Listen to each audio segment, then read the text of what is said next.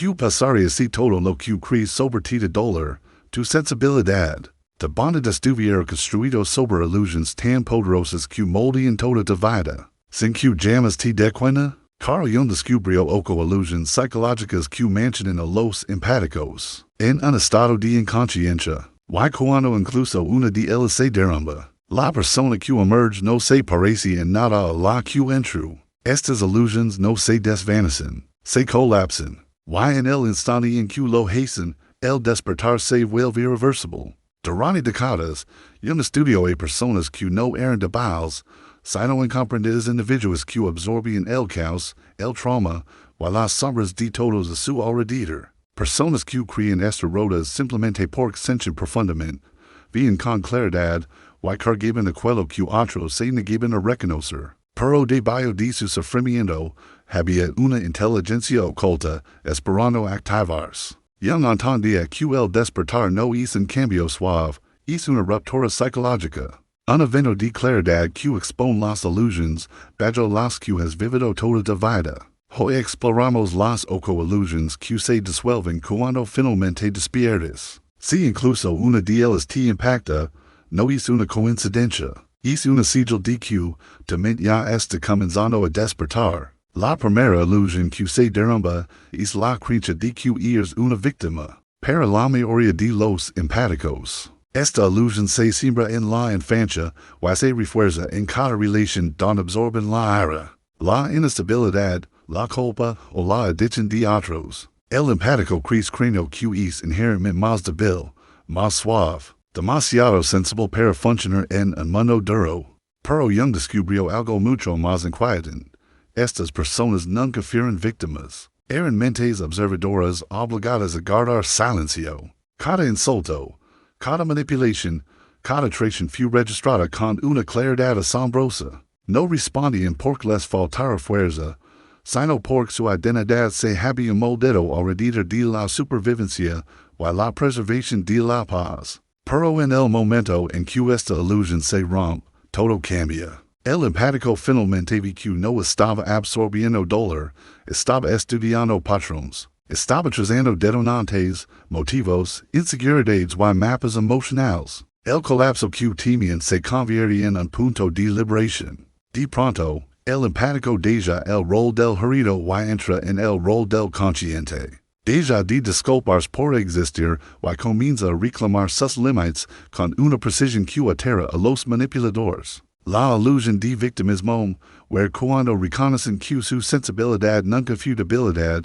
era vigilancia, era preparación, era poder esperando a despertar. La segunda ilusión que se disuelve es la creencia de que tus percepciones están equivocadas. Las personas altamente perceptivas son instruidas despectivas y creer que exageran, que reaccionan de más o que imaginan cosas. Es gaslighting les enseña a dudar de aquello que las hace extraordinarias, una capacidad para leer patrones emocionales con precisión casi clínica. Jung descubrió que los empáticos no sufren porque sienten demasiado. Sufren porque les dicen que su verdad no es real.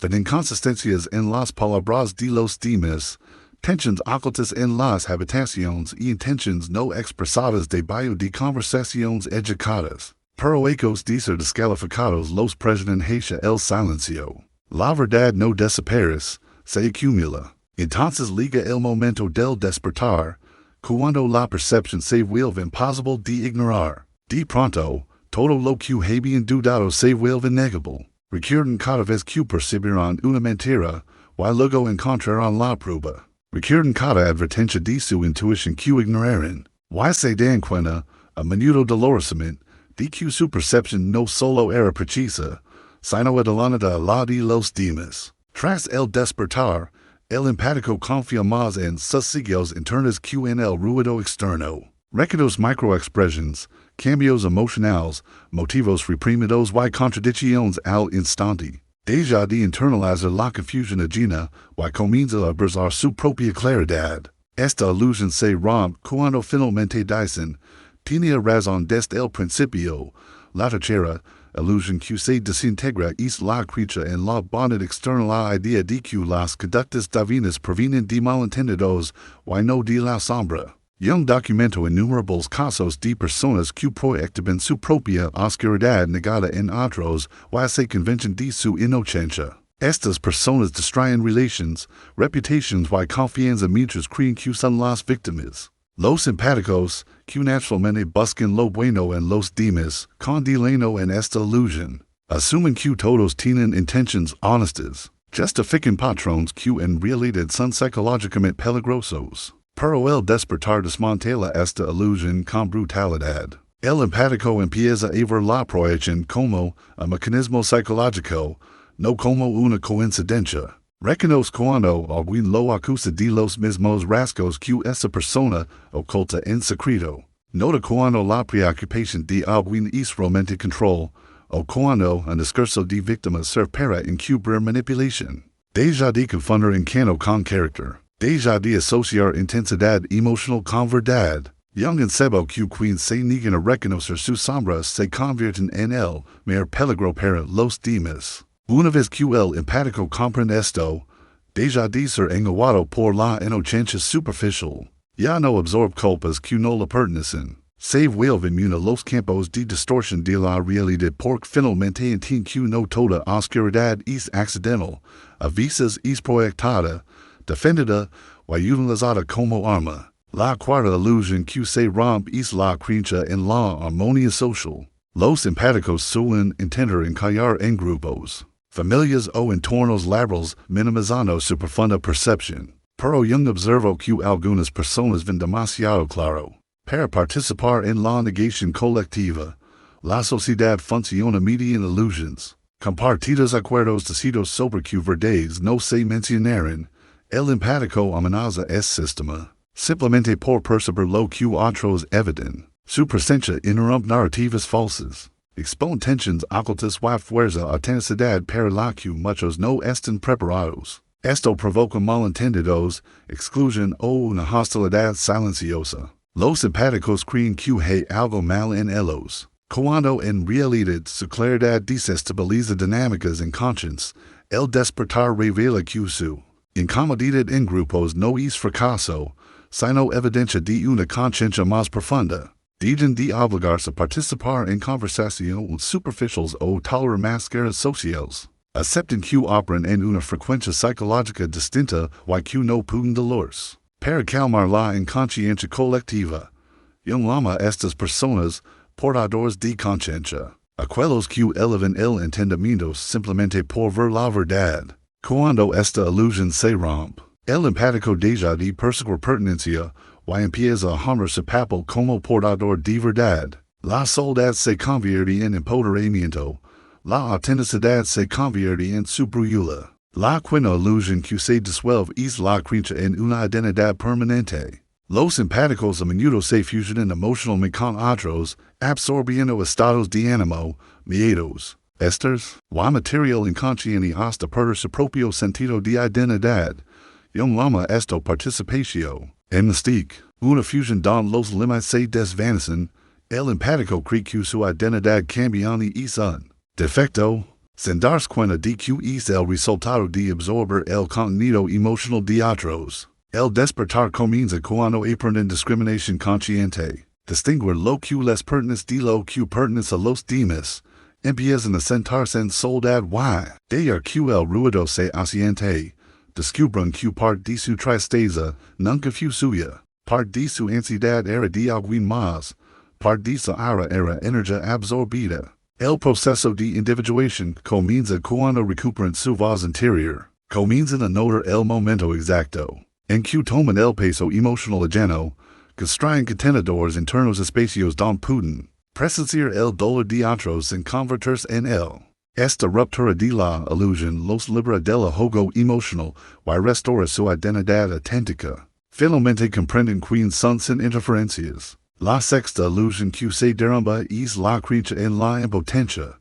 Los manipuladores dependen de que los empáticos creen que son débiles o excesivamente emocionales. Pero Jung descubrió que los empáticos integrados aquellos que fusionan su sensibilidad con su sombra se vuelven psicológicamente formidables.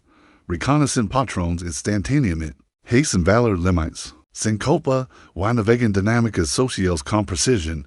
Cuando un empático despierta, su inteligencia emocional se convierte en estrategia, no invulnerabilidad. Dejan de permitir que la culpa se use en su contra.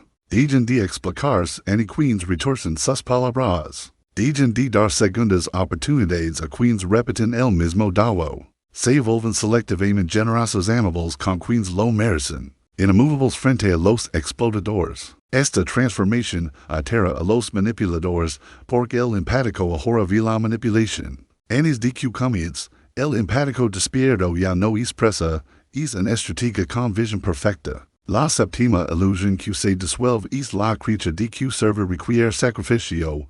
Los empáticos suelen construir su identidad alrededor de ayudar, creyendo que ser necesitados equivale a ser valiosos. Jung observó que algunos individuos sensibles se pierden por completo en el cuidado de otros, convirtiendo la compasión en autoaniquilación. El despertar les enseña que el verdadero servicio no es martirio.